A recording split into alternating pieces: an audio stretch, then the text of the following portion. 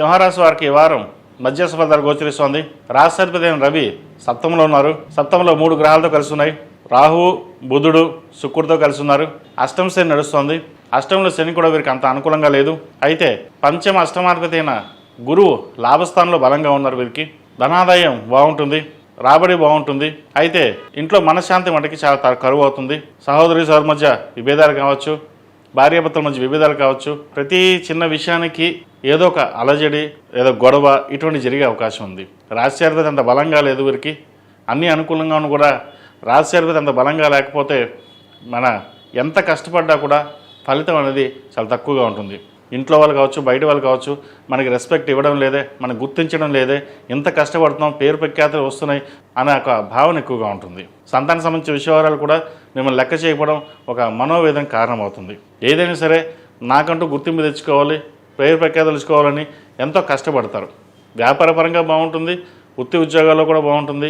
కానీ ఇంట్లో మటుకి ఏదో ఒక విధంగా డిస్టర్బెన్స్ చేసి మానసికమైన క్షోభ గురి చేసే అవకాశం గోచరిస్తుంది. ఇవన్నీ పక్కన పెట్టి దైవారాధన చేసుకుని మీ పని మీరు చేసుకోవడం చెప్పదగింది. మీరు కష్టం శని నడుస్తుంది. శనికి తైలాభిషేకం చేయడం, సుబ్రహ్మణ్య స్వామికి అభిషేకాలు చేసుకోవడం చెప్పదగిన సూచన.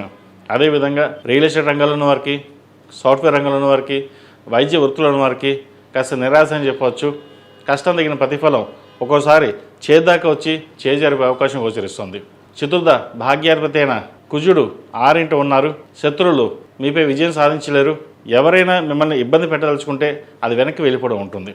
దూర ప్రాంత ప్రయాణాలు కావచ్చు, లేదా అడ్మినిస్ట్రేషన్ రంగంలో ఉన్నవారు, సొంతంగా వ్యాపారం చేసుకునే వారికి కాలం అనుకూలంగా ఉంటుంది. సంతానానికి మంచి సంబంధం కుదిరి ఖర్చులు ఎటువంటి వెనకాడకుండా వివాహ ప్రయత్నం చక్కగా చేయాలని యోచన చేస్తారు. ఈ రాశిలో జన్మించిన విద్యార్థులకు కాలం అనుకూలంగా ఉంది. అష్టమ శని నడుస్తుంది. బద్ధకం ఎక్కువగా ఉంటుంది. దుర్వ్యసనాలకు, ఫ్రెండ్స్కి దూరంగా ఉండడం చెప్పదగింది. పరీక్షా సమయం కాబట్టి ఎక్కువ చదువు మీద శ్రద్ధ పెట్టినట్లయితే భవిష్యత్తు బాగుంటుంది. ఈ రాశివారు ప్రతిరోజు ప్రతినిత్యం దక్షిణామూర్తి స్తోత్రాన్ని పఠించడం, దక్షిణామూర్తి రూపు మెడలో వేసుకోవడం చెప్పదగిన సూచన.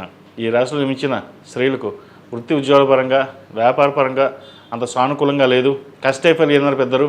మీరు ఎంత కష్టపడితే కూడా అంత ఫలితం తక్కువగానే ఉంటుంది. రావాల్సిన బెనిఫిట్స్ రావు.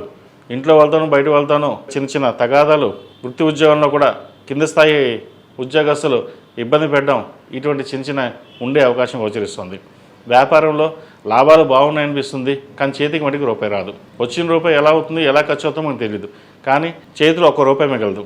ఇంట్లో వాళ్ళతో ఇబ్బంది, ఉద్యోగంలోనూ ఇబ్బందిగా ఉంటుంది. ఎవరికైనా రూపాయి అప్పు ఇస్తే అది మళ్ళీ మనకు తిరిగి రాదు. కష్టకాలంలో ఆదుకుందామన్న ఫ్రెండ్స్ కూడా మొహం చాటేస్తారు. మనకి ఎందుకు ఇలా జరుగుతోంది, మనం ఏ పాపం చేసాం అనే భావన ఎక్కువగా వచ్చేస్తుంది వీరికి. ప్రస్తుతం అష్టమ శని నడుస్తోంది. శని అంత అనుకూలంగా లేదు వీరికి. రాశ్యాధిపతి అయిన రవి సప్తమంలో ఉన్నారు.